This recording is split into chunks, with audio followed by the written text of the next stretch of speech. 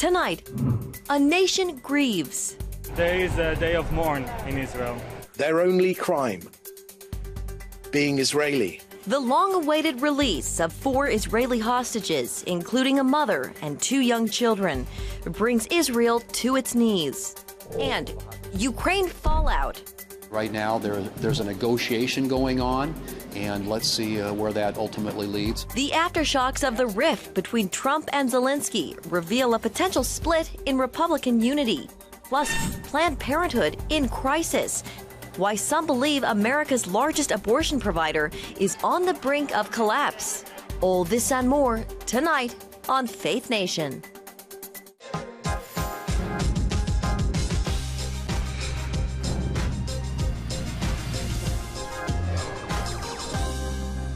Heartbreak in Israel after Hamas releases the bodies of 4 hostages, including a mother and her 2 young children. Good evening in Washington, I'm Jenna Browder. The grief in Israel is overwhelming tonight after Hamas handed over the bodies of 4 hostages, including Cherie Bibas and her 2 young sons, Ariel and Kafir, and Oded Leafsheets. Hamas staged the handover with cheers, music, and propaganda. The Bibas family became a symbol of the October 7th attack after horrifying footage showed Cherie carrying her children before they were dragged into Gaza. Hamas claims the hostages were killed in IDF strikes. Israel says they were murdered in captivity. Israelis watched the handover in shock, lining the streets as the bodies returned to the Jewish state. Our Middle East bureau chief describes the grim atmosphere in Jerusalem. Jenna, today Israel's a nation in mourning. Out of respect for their families, Israeli television chose for the very first time not to broadcast the transfer of the bodies from Gaza. And then Israeli reporters across the country wore black, all reflecting the nation's grief, especially for the Bibas family. They've come to symbolize the cruelty of Hamas, a mother kidnapped while clutching her 2 young sons. And the rain today only deepened the somber mood as Israelis across the country relive the trauma of October 7th. And Cherie's husband, Yarden, was released from Gaza earlier this month, unsure of his family's fate. The relatives of all of the hostages say they are, of course, heartbroken. David May is a research manager and senior research analyst at the Foundation for Defense of Democracies, and he joins us now. David, welcome. So this hostage return was not just a somber moment for Israel. It was also carefully orchestrated by, it was a spectacle by Hamas. What message do you think Hamas was trying to send? Well, thank you for having me. I mean, the message that they're trying to send is that they're sending psychological warfare against Israelis. They're saying that they will, not only will they take your small children out of their homes in Israel, but they'll basically terrorize an entire country in doing so. These small children who were 4 years old and 9 months old when they were taken, I mean, there's nothing that they did wrong. It's they symbolize the purity and innocence of the Israeli victims, and the hostage ceremony that they conducted with, as you mentioned, music and dancing, and even little kids there in Gaza watching this spectacle shows the barbarity and the evil that is Hamas. Yeah, it's hard to watch those videos. Do you think, David, that this could affect possible negotiations moving forward? They really show their cards. Yeah, so I mean, they did this on purpose when they were going to release the Bibas family. In that now in 2 days they're supposed to release 6 living hostages to try to somehow assuage the Israeli anger and grief that is emerging right now. I think that the Israelis are so worried about returning their living hostages that they want to do whatever they can, especially the hostage families want to return their living hostages. And so even though this devastating blow happened that we were all expecting, but even though we were all expecting it, you can never really prepare yourself for it. The living hostages that are yet to be returned come first. Yeah, I mean, there are some calls even for revenge against Gaza. How does this change the political pressure on Netanyahu to either extend the ceasefire or resume the war? it was certainly expected that there would be calls for revenge in addition to the grief that Israelis are experiencing. The first phase of the ceasefire deal was pretty straightforward relatively. The second phase is undefined. They're currently negotiating it. So it also is very, at least in my opinion, and that of many others, not so likely to happen just because of Israeli political considerations. And also there's a huge disagreement between Hamas and Israel as to the contours. Israel does not think that Hamas should be in power, and Hamas has no incentive to continue with the ceasefire if they are not to remain in power. The White House has floated this idea to displace Gazans and redevelop the Gaza Strip as a Riviera. How realistic is this given Hamas's control of the area, David? Well, it's very difficult to rebuild the territory. Right now, there's not much for the Palestinians remaining in Gaza. So many of the homes are destroyed. It seems pretty logical that they should be able to voluntarily resettle, at least temporarily, so that things can be rebuilt. So in terms of it being the best of bad options, I think that that's probably true. But for so many decades, the Palestinians and their supporters have resisted the best options in favor of trying to force even worse options on Israel. Yeah. All right, David May with the Foundation for Defense of Democracies. David, thank you. Thanks, Brent. Now to the war in Ukraine. U.S. envoy Keith Kellogg met with President Zelensky today amid talks to end the war. Tensions are high between the United States and Ukraine after President Trump blamed Ukraine for Russia's invasion and called President Zelensky a dictator.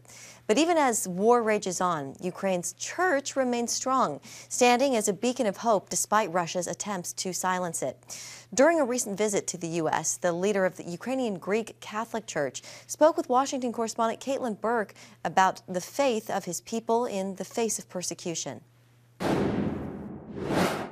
As Russia's invasion of Ukraine nears the 3-year mark, his Beatitude Sviatoslav recalls growing up in Soviet-controlled Ukraine. Any kind of religious life was suppressed. Our church was the biggest social and religious opposition to the communist regime, and we survived in the underground church. We were not allowed to pray, to have our services, to gather our people. That's why for Christians now, an independent Ukraine is synonymous with religious freedom. Russia's project of the President Putin is to restore the Soviet Union. And for all of us, Catholics, Orthodox, Protestants, that means to lose our freedom, to go back to the catacombs. In Russian-occupied parts of the country, the church is already under attack. Our church is again banned on that territory. Our priests were persecuted. Recently, we were able to rescue 2 of our priests, which spent 18 months in Russian captivity, and they are revealing really heartbreaking stories. While Ukraine is primarily Christian Orthodox, it also has thriving Protestant, Roman Catholic, Muslim, and Jewish communities. About 12% of the population is Greek Catholic. His Beatitude Sviatoslav says the war's devastation has brought the entire religious community together. He recalls one specific moment at the site of a mass grave only 9 miles from his home in Kyiv. In those first days after the liberation of that territory, immediately I went there not only to see those bodies, but to pray. And there, in the edge of this mass grave, we were all together. Orthodox, Protestants, Catholics, Jews, Muslims, because in that mass grave, all we were equal. Still, out of the ashes of war, he sees a growing church. We are experiencing right now like a big boom of the conversion to the church. Why? Because church is a space of protection. Mother who cares for its own children. What would you say you want Christians in the U.S. to know? What's your message to Christians here? Be Christians. Not to be slaves of any kind of human ideology. We pray that Holy Spirit will give to you this sense to discernment between lie and truth. Because a big war always starts with a big lie. And pray. Pray for us in Ukraine. Because we rediscovered that prayer is a power. Still, that power continues to be tested. According to the Ministry of Foreign Affairs, Russians have killed nearly 70 pastors, destroyed more than 600 places of worship, and at least a dozen religious leaders remain in captivity. Caitlin Burke, CBN News, Washington. Caitlin, up next. 1 month after taking office, the Trump administration is still moving at breakneck speed. The latest moves from the White House when Faith Nation returns. Welcome back. Today marks 1 month since President Trump returned to the White House from the Middle East to Europe and right here in Washington. His administration is moving at a breakneck speed. CBN's Kelly Wright has the latest from the White House. America is back, and President Trump is just getting started, is what the White House is stating right now. President Donald Trump took office just 1 month ago, but has already accomplished more, according to Press Secretary Caroline Leavitt, than most presidents do in their entire term, as he makes good on his promises to usher in the new golden age of America. These executive orders have ended burdensome regulations, sealed the border, unleashed our domestic energy sector, eliminated divisive DEI from our federal government, stopped the weaponization of government, cut waste, fraud, and abuse, reinstituted America First trade and foreign policies, and ultimately restored common sense. So, Jenna, the president continues to make sure that DOGE gets out to actually start focusing on all sectors of the federal government. Of course, on the Democrat side, Democrats are pushing back, taking the president to task in the legal system, as well as conducting protests around the country. And people who work for the federal government are really stressing their need to hear more clarity and more transparency from the administration in how things will affect their future. The bottom line is the president is making the changes that he promised to do. The promise is kept. Kelly Wright at the White House. Back to you, Jenna. All right, Kelly, thank you. Well, the Conservative Political Action Conference, better known as CPAC, is underway in Maryland, bringing together top Republican leaders and grassroots activists. Vice President J.D. Vance kicked off today with an address to the MAGA faithful. This is a special moment in time. And by the way, thank you. Thanks to all of you for making it possible for us to do all the great work we've been doing in the administration. I know we wouldn't have been here without you, but I think the president is acutely aware that the American people gave us a window to save the country, and that's exactly what we're going to do, and thank God for that. This year's event is all about the future of the MAGA movement, with major speeches expected from President Trump and other key figures. Hot topics on the agenda include border security, election integrity, and the fight against what some conservatives call woke policies. Nathan Gonzalez joins us now. He is the editor and publisher of Inside Elections and a Faith Nation contributor. Nathan, welcome. So consistent polling shows President Trump more popular than ever. The majority of Americans like what he's doing, and they say he's doing what he said he would do on the campaign trail. Let's start with your overall thoughts on that and where things stand for the MAGA movement. Well, Trump started his second term more popular than he's ever been. But the polls that have come out over the last few days, so maybe there's a little bit of souring that his disapproval rating might be going up a little bit. And we'll see, though, whether this is a trend or whether this is just an outlier. Because what we're going to see over the next few weeks and months is what is the real life implementation of these policies that he has done, these executive orders. Because what some people are figuring out is that there are actually federal workers that don't live in Washington, D.C. that are losing their jobs, or neighbors or friends that are losing their jobs. And what does that look like? And so when the theoretical becomes reality, what does that mean for Trump politically?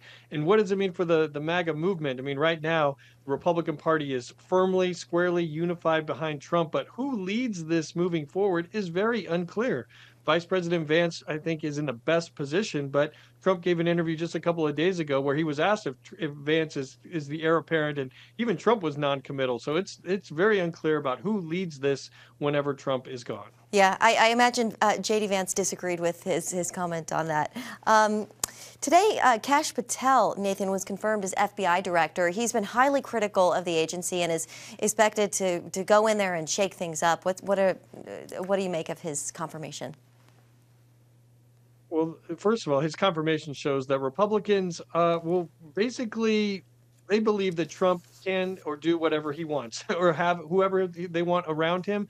Trump is going to get, no matter the controversy or no matter his experience or lack thereof. What I think we're going to see with Patel is that shaking things up is precisely why Trump wants him there and why some Republicans want him there. But what does shake things up mean? And what I think is there's a little bit of a definition or a difference on the definition of terms. When you hear Republicans talk about getting rid of the weaponization of the justice system, that means not going after your allies or your friends. But if it's going after opponents, political opponents, and that's just going to be called justice, or that's just going to be called consequences. And so this is going to be, I think, a volatile time in the FBI or volatile time in the country. But some people, that is the goal of Kash Patel being there. Today, we also learned that Senator Mitch McConnell will not seek re-election in 2026. Nathan, what does this mean for the control of the Senate for Republicans? Republicans are going to hold the Kentucky seat. He said he's not running for re-election, and they expect there to be a Republican primary, which will be the most important race because the general election won't be that exciting because Kentucky is such a red state. But Mitch McConnell leaving at the same time CPAC is going on is interesting because it shows that there's been a change in the Republican Party and a change in the conservative movement. 10 years ago, McConnell spoke at CPAC and he came out on stage to a standing ovation and he had a gun. You know, he had an old rifle that he was carrying in his hand. If Mitch McConnell showed up on that CPAC stage today, he would be booed off of that stage because the conservative movement is not really, are you conservative or not? It's, are you with Trump or not? And so that is a change that we've seen over the last few years. Okay, Nathan Gonzalez of Inside Elections. Always good to see you, Nathan. Thank you. Coming up, botched abortions and failed procedures. Planned Parenthood in crisis, the shocking New York Times report.